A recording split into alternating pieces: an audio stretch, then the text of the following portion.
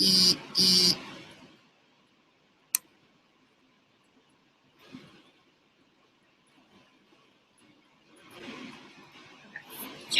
it works. All right. So I guess I'll start then. Can you guys hear me? Okay. So I'm just going to run through some basic, quick start guide to 3D printing. I'm going to talk about 3D printers we have in the lab and also some 3D printers that you'll have access to soon, hopefully. And so I'm just going to get started.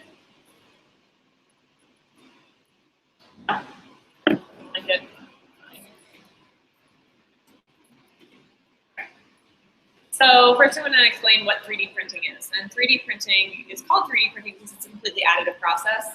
So unlike the CNC routers and other types of machines like that, you're not wasting any material. It's putting down all of the material from scratch. Nothing is wasted. So the printers over here that we have are FDM. So and all 3D printers kind of work on the general assumption that it's going to be adding material down layer by layer. And there's the different types of 3D printing just depend on how you're working with support material and how you're laying it down in those layers. But at any given moment, if you stopped your 3D print, you could see a cross section of the object that it's making. So it's kind of like an MRI. So how to get started. So do you guys know how to 3D model at all? A little bit, kind of? Okay. So I usually think of 3D modeling programs in 3 different tiers. Easy, which is Google SketchUp, 1, 2, 3 Design, Sculptris. These are all really, really intuitive programs. Google SketchUp has this really simple tools. You can pick it up and just kind of start making stuff. 1, 2, 3D Design has kind of a similar thing. Really easy user interface. And Sculptris basically starts you off with a ball of clay that you can use tools to mold and model, which makes it a little bit more difficult if you're not doing something that's organically shaped, but really easy if you're doing something organically shaped, which is pretty difficult with the other softwares. The middle tier is Rhino, Blender, Cinema 4D, and ZBrush, and these require some skill and knowledge of the program. So, watch the YouTube videos, take a Lynda class, something like that. You're not just going to be able to dive into it first. And AutoCAD and Maya, my friend describes AutoCAD and Maya, which are used for making the South Park series. She said it's like using a bulldozer to make a sandcastle.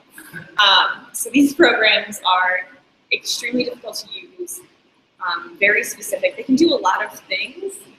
They're really good at doing a lot of things, but you have to know exactly specifically what you want to do and how to do it. So South Park is illustrated using We use Maya, yeah, and she said it's like using a bulldozer to make a sandcastle. It's just it's just too much. So unless you are making something extremely, extremely difficult, they use it in architecture, yeah, then you don't really need it. I use Rhino myself, and I've never found anything that I can't figure out how to do. It's pretty easy too. Cinema 4D, I use that for some of my text-based stuff. But yeah, Cinema 4D has the output for animation and stuff like that. And Blender, no, actually Adobe's coming out with their own 3D software. They're working with Shapeways to make an extension from Photoshop, which is going to be really cool, but I don't think it's out yet. They announced it at the beginning of this year. But yeah, Rhino is pretty much, and it optimizes for 3D printing and stuff like that. And it doesn't have any of the extra animation stuff. I used Rhino in college, so I haven't used it in a number of years. But is there how do you get it for cheap? Rhino? Yeah. Rhino is free on Mac. You can download it for free on Mac. It's missing a lot of the tools, so you have to have a PC version as well if you want to get really, really detailed into it. So I have it on my PC in my studio in Bushwick, but then I have it on my Mac, and I just carry it on my Mac. It does most things. Sometimes when I get frustrated, I bother going into the studio and using the PC version, but it does most of it. Yeah, and that's for free. And if you can't to 3D model at all, or if you're going to 3D model something extremely difficult, you might want to hire someone to do it. There's plenty of people out there in the world that are freelance designers that need work, that are fairly cheap and can make your life a lot easier, so don't hesitate. Shapeways has a database of designers for hire, and sometimes if you're just thinking you're going to do something and you're never going to 3D print or model or need to ever again, that's the easiest way. And if you're trying to print something really simple, you might first want to look at Thingiverse, which is an online database of 3D models. So if you're looking for just a simple shape or something that you think probably somebody else has modeled before, you can look it up on Thingiverse. And lots of times it's already there. So skip this step. And the bottom line is you're trying to get to this point. You need an STL file in order to be able to 3D print, or a WRL file, but that's in the next lesson. That's going to include 3D printing in color. But for right now, you just need to get to this point. So all of the programs that we just looked at can export to STL? All of those programs can export in STL, yeah. Are there other kinds of, I'm sure there are plenty of intermediary different types of file extensions and programs that use it. Are there other sorts of like standard formats like STL? Or is that really There's OBJ files, okay. like object files. Right. Some programs will take those. I think, yeah, but STL is generally what you're going to be using if you're not using color. That's just, yeah, the easiest thing. So I'm going to explain the 3 types of 3D printing now. FDM is fused deposition modeling, and that's like the MakerBots and Ultimakers we have in the other room. They use rolls of plastic, they heat up like a hot glue gun, and put them down in very thin layers like a coil pot. These are great for desktop printers, and also for larger machines like the Stratasys machines are all FDM, and they're very large. But then SLS is select laser sintering. This is a company such as Shapeways. I recently found out that these bigger machines can run up to $1 million. I did not know that. So we're not going to get one here. But, but that's why there's companies like Shapeways that allow you access. So they'll take your file, they'll print it for you and send it back. It's a send-away service, but I mean, that's pretty much the only way you're going to get your hands on one of these machines. They're extremely expensive. Like NYU have one, or any of the colleges? I don't know if any of them do, but if they do, then they have quite the budget to be spending on that. And these guys use plastic powder, and they heat it up with lasers. So the plastic powder is laid down layer by layer, and then they'll shoot it with the lasers and draw it kind of like how the FDM works, a little bit at a time. The great part about this is that when the printing is finished, a big block of powder just comes out of the machine, and you can break the powder away, reach into the powder, and pull out your 3D printed model, all in one piece, working parts and all. And there also exists technology in the SLS genre for 3D printing in metal, ceramics, glass. So this is where you're really going to have. Like this would allow you, whereas you have like sort of 3 axes that you're working with, it seems like FDM is like so the ability to sort of reach into negative space. Yeah. So select laser sintering allows you to, because the support material is powder instead of like a physical like scaffolding system, which is like the FDM printers have to print like a scaffolding system to hold up, because they're more subject to like gravity, I guess. Because your support material is just powder and you blow it out with compressed air when it comes out of the printer. Yeah, then as long as your parts aren't touching, they're not going to be fused together. So like I made a piece that was Duchamp's bicycle wheel. So I had a stool and I had the bike coming up, and the wheel spins on its little pin. That's pretty cool. Because when I designed it, the pin wasn't touching the support. So yeah. And the last type of 3D printing is SLA, and that's stereolithography.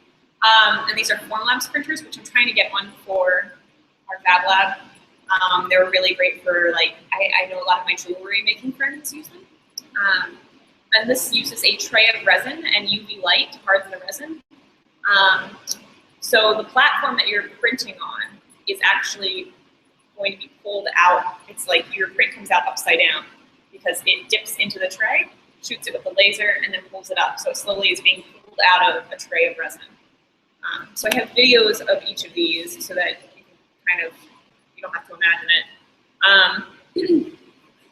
So FDM, yeah, there's pros and cons to each type of 3D printing. The FDM is a cheaper machine, a desktop machine. The material is cheap. You can keep it in your studio, on your desk, and it's not really going to be, it's not $1 million. And it's not, but the problem is it's not going to print metal or glass. It's not an industrial machine. Well, some of the bigger FDMs are, but we don't have those either. But that's the great part about FDM machines is they come in a smaller size. But they're subject to gravity or support material. They only print in plastic. And because you're not sending the file away to a company, you're the one that's in charge of any maintenance that the robot might have. Clogged extruders and such, that falls on you. The downside to SLS is you can never own a machine. Hopefully you'll be able to. So I think the patent just got released on SLS machines. There was a patent for a really long time. Like they literally do not sell them. They don't sell them. There was like, you couldn't get one. And it was all under patent. So like all these people that would make like smaller, cheaper machines couldn't. But I think their patent just expired at the beginning of this year. So we might see a couple maybe more affordable SLS machines on the market sometime soon. And the problem with this is like, it's going to take a while. You're going to send it away and it's not going to come back. It's kind of out of your control for a little bit. And any problems that you have, go back and forth with their customer service team, which can be annoying or hard to communicate. When you're talking about a 3D model through email, it can be really difficult. The SLA machines are also cheaper. They are also desktop printers, but the material is really messy. Resin can get really messy. I know that you have to, when you take it out of the printer, it's really sticky. You have to soak it in alcohol to get all the stickiness off and put it under a UV light to harden so it kind of cures it. But there are less lines. You can't see the lines the way you can in an FDM machine. Again, you have to troubleshoot it because it's your machine in your home. Prints upside down, but that's not too big of a deal. But yeah, the post-processing is really difficult on this. And it has support material as well. So SLS has like greater resolution. SLS has the greatest resolution. FDM can have the same resolution. The nicer machines can. Like the Stratasys machines, they'll have a pretty high resolution, but they also have post-production when you use one of those machines. So you can send away and have an FDM machine print your model, but they're going to make sure that it's all cleaned up by the time it gets to you. In terms of, obviously, SLS is a desktop process. If you just compare FDM on your desktop versus SLA, which prints faster? FDM versus SLA? If you're going to print like a coffee cup like this, I would say the FDM would print faster. Yeah. Just because the SLA printer has to cure. So there's more post-production. So it'll probably print it just as fast as the FDM machine, but then you're gonna have to soak it in alcohol and cure it overnight. But the SLA machines are pretty cool because you can print in clear resin and it actually comes out like pretty decently clear, like translucent-y. Where you can buy clear filament for the FDM machine, but it's not gonna be totally clear and nice looking. Yeah. And SLS I wish that they could make glass that would be transparent, but they can't do that yet. The glass is like kind of looks like cast glass instead of blown glass. Yeah. So I'm gonna put this on for you guys.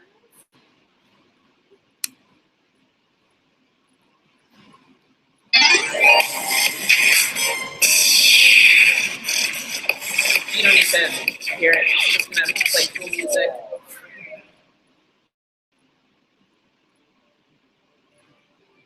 Fused deposition model. or FDM, is a layer additive manufacturing process that uses production-grade thermoplastic materials to produce both prototype and end-use parts. This technology is known to accurately produce feature details and has an excellent strength-to-weight ratio. FDM is ideal for concept models, functional prototypes, manufacturing aids, and low-volume end-use parts. The FDM process begins by slicing 3D CAD data into layers. The data is then transferred to a machine, which constructs the part layer by layer upon a build platform.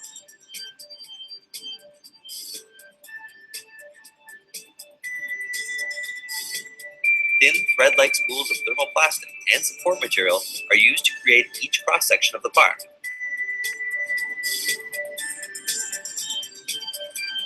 Similar to a hot melt glue gun, uncoiled material is slowly extruded through dual heated nozzles. The extrusion nozzles precisely lay down both support and thermoplastic material upon the preceding layers.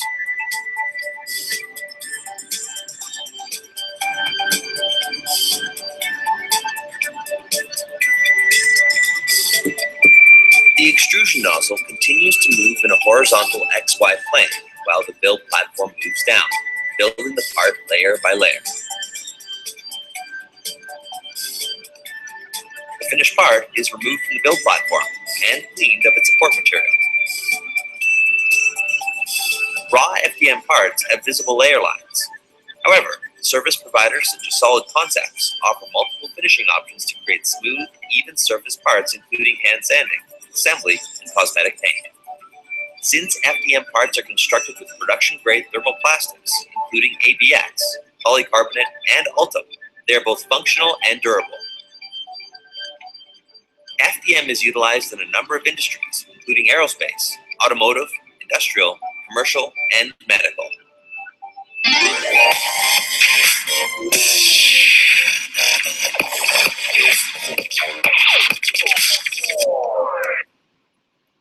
Okay. So it's just to give you an idea of what it looks like. So now this is, we're only going to watch the first little couple seconds of this because this is just like a promotional video, but the beginning does have a pretty good view into the printer. It's the only video I've been able to find that shows. As humans, that. we've always strived to create, to build something that will solve a problem or meet one of our needs. How would you feel if you could hold some of your designs in your hand? Anyone like that? That's impossible. And so, well, let's assume it is possible. I'm not a designer, but now that I'm seeing the possibilities of this technology, you start to see the world differently and you start to reimagine the objects around you. People are taking the power of creation in their own hand. So people always ask, is that expensive? And it depends on what you're printing. It really does. So they have an algorithm where it uses space in the printer, material by weight, stuff like that. And I'm not exactly sure, and I don't know anybody who's exactly sure how they come up with their price, but I know it has something to do with like how much real estate you're taking up in the printer and how much material you're using. And some, ratio of those things comes up with a number that is, yeah. So when people ask me, well, how much do you think it will cost to 3D print this? I'm like, I don't know. You can upload it to Shapeways and see. Yeah, so I'm hoping that we get to take a factory tour. Their headquarters is on Park Avenue, and their factory is in Long Island City. And I've been talking to them for a little bit now. I'm trying to coordinate with Julia to see if we can get a field trip over there. And I'm also getting some sample materials to hang in our Fab Lab on the tool rack so that you can actually see what the materials look and feel like. That's also a really good thing to know before you spend X amount of dollars on something, to have it printed in metal, because metal is really expensive to print. You probably want to see what that metal is going to look like. Yeah. But they have a lot of different materials, and they all vary in price. The nylon plastic, just the white nylon plastic, is obviously the cheapest.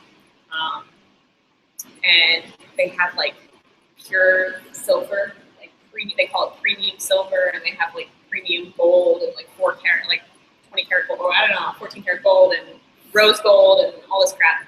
So you can print, like, if you're a jewelry maker, if you're going to make a piece of jewelry, you can print it like So that's really cool. But yeah, hopefully we'll get a field trip over there sometime soon. This is SLA.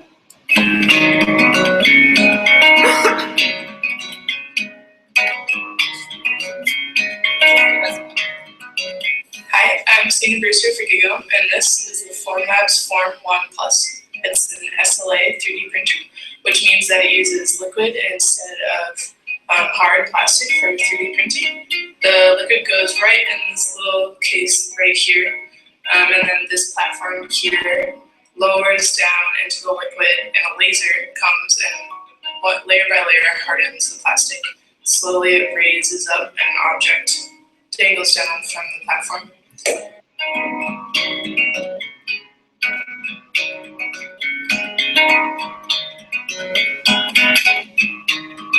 Formlabs software is actually really great because you can see, like, pull up a scroll bar on the side, and it'll show you what it will look like, and layer by layer, so you can actually see when there's software where it is. Obviously, this is pretty fast. But this is the post-production, this is where it gets nasty.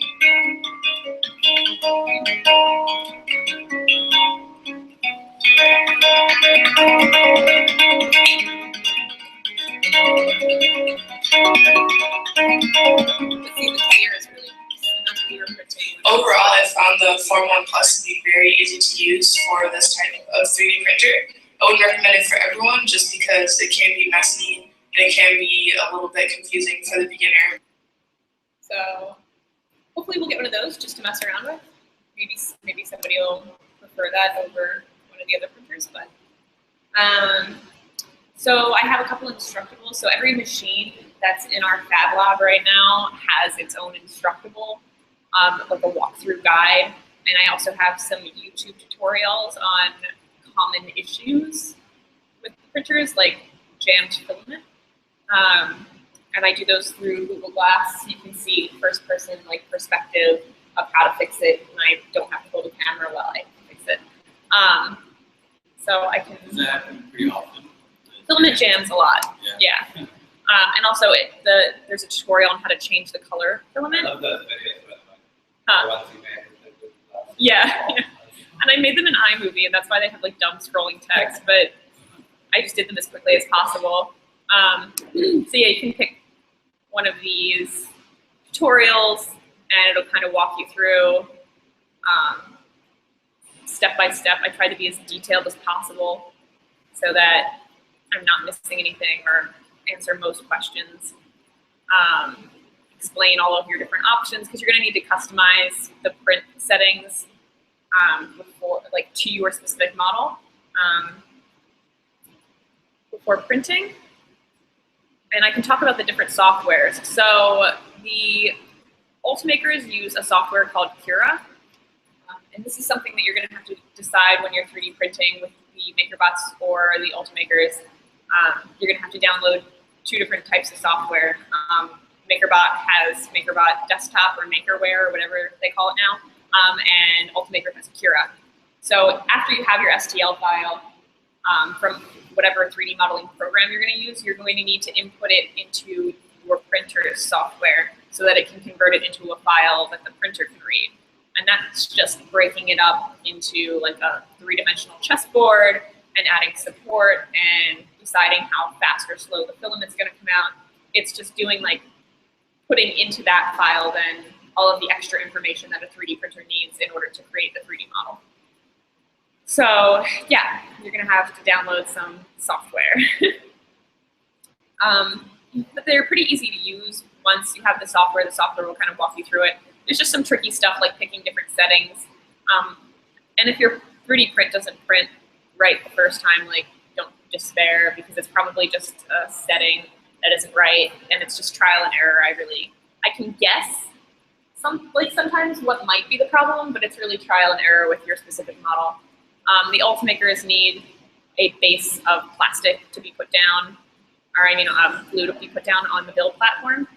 So the Ultimakers build platform will heat up and the glue will be sticky and keep the model from breaking off. The MakerBots have glue painter's tape and they don't keep the build platform, so it just sticks to the blue painter's tape. These are all just little tiny things that are all included in the step-by-step tutorial, just little tricks on how to get them to print correctly. And I'll quick scroll through this one too. And this is how to use the MakerBot. I suggest using the SD card and not the USB port because it can take like hours and hours to 3D print, and that thing has to be stuck in your computer the whole time. So you're basically tethered to the bot. So use the SD card. I know the Formlabs printers will use a quick upload. So you'll plug it in to the USB, it'll upload to the printer, and then you can unplug and walk around. But that's not the case with the ones that we have. Makerware is the software you'd be using with the MakerBot. And it just has, all of these tools around here are just like little like small customizations that you'll need in order to decide how you want your 3D printed.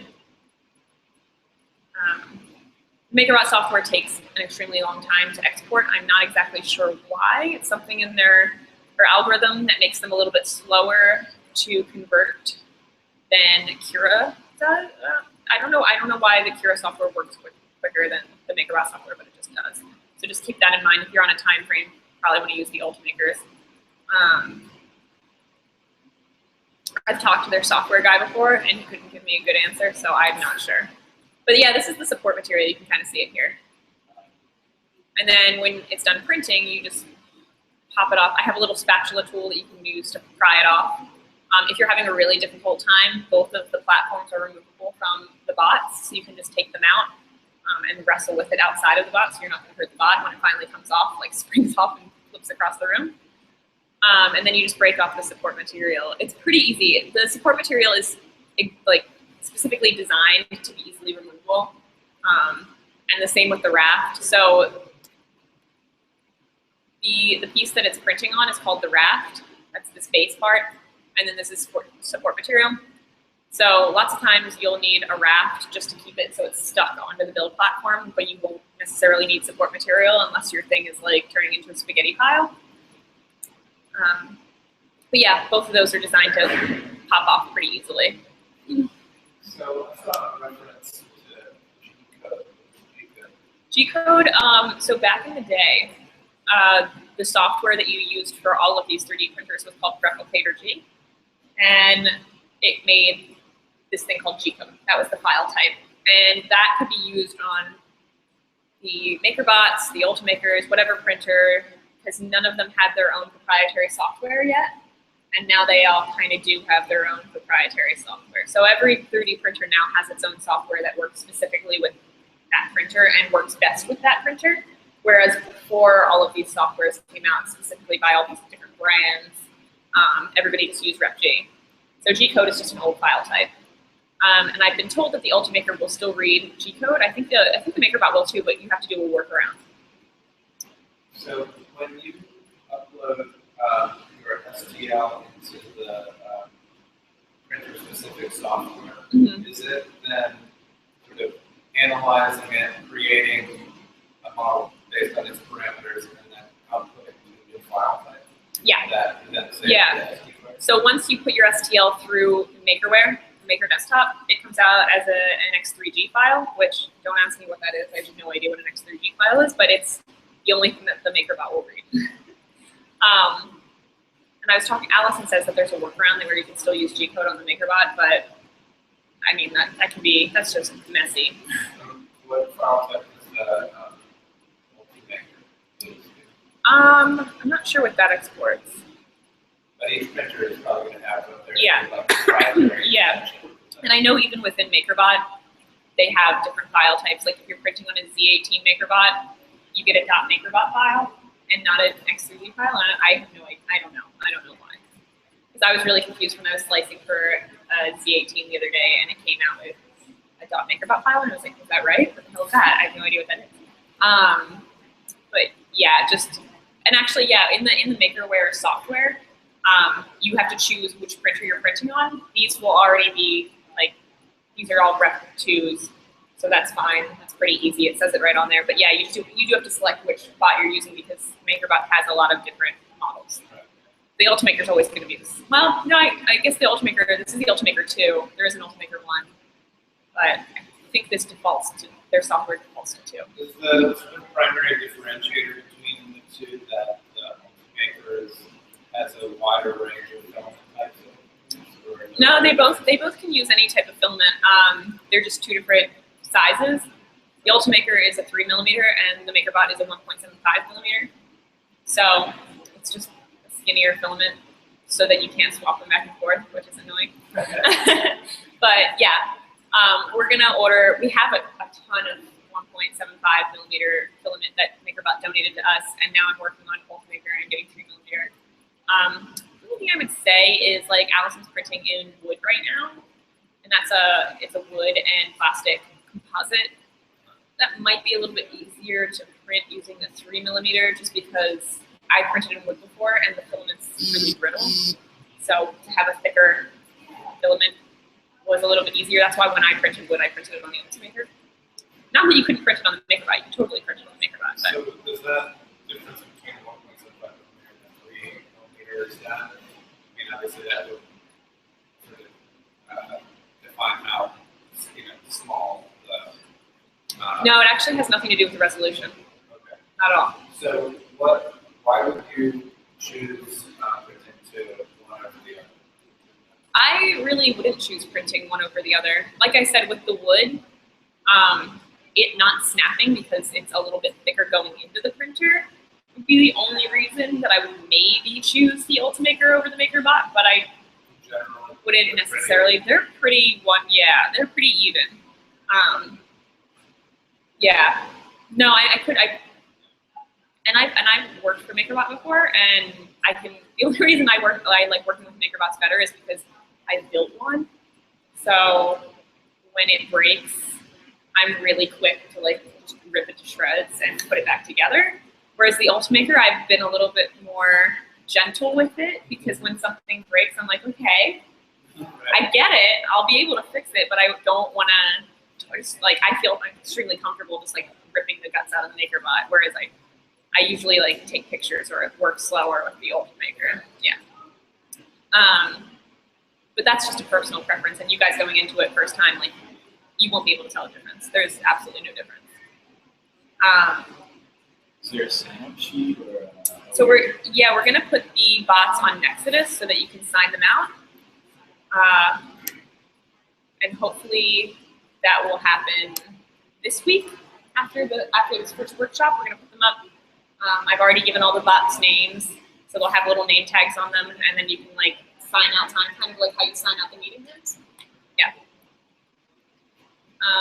And my YouTube channel's there, and also this workshop PowerPoint is going to go around, and you guys can download it. It's on the drive. Is it on the drive? Yeah. Okay. Good. Well, then you can click through all the links because I know this is not gonna work. Okay. So these are the two different softwares that you'll need to get started: Makerware, Maker Desktop, and Cura. So you can just click those links and download the software. And I guess my next lesson will be, we just got a MakerBot digitizer donated to us by MakerBot. Yeah. So the next 3D print workshop will be on 3D scanning. I'm talking about different materials, software comparison. We're getting a Rep 2X as well donated by MakerBot. MakerBot's just like donating everything to us. They've been really, really supportive. So we'll get a dual extrusion bot, and that's great because then we can talk about dissolvable filament. That's going to be a larger device. No, it's the same size as the other ones in there. It just has 2 heads on it. So one head can be printing in your material of your choice, and the other head will print in dissolvable filament. And then you just like soak it in alcohol? No, maybe not. Yeah, maybe in alcohol or no, but it'll dissolve it away. What's the Like what's nail polish remover made out of? Acetone. Yeah, you soak it in acetone, and it dissolves away the filament. And then that gives you like it'll clean it up better. You can create more things. It'll be more like an SLS printer where you don't have to think about the internal structure. You can get rid of that then too. And then color printing, because we'll talk more about Shapeways and what they have to offer, because they have full color sandstone that you can print. Like, I was talking to the Print All Over Me people, and I was like, you can make little models of people wearing your patterned clothes, print them out, and it'll all come out printed. And that's really nice, because I was doing 3D scans at the Museum of Art and Design and making like little action figures of people, and they're really, really fun to make. So that's it. Is there any questions?